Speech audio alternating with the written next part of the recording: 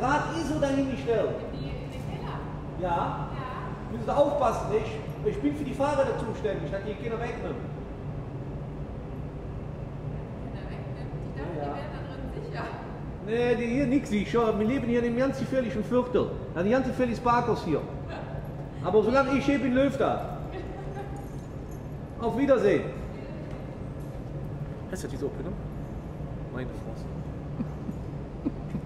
Hey. Hau ab an dir. Mann.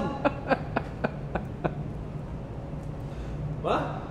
Hast du die schöne Opinion? Ja klar. Du Sack. Wenn du erzählst, du bist vom Fahrrad-Service-Dienst, dann nehme ich das doch auf, ist doch klar. Ja. Ich anders für das Auto, ich bin für die Fahrräder im Park. Wir haben extra eine spezielle Abteilung hier im Parkhaus, nur für Fahrräder, für Drahtesel. Jetzt stell dir mal vor, da macht einer sein Handy an, kriegt ein WhatsApp-Video und du bist auf dem Video. Das hat allergrößte. Was soll der sehen? Mich. Erstmal mich. So. Der Coach Jung. So.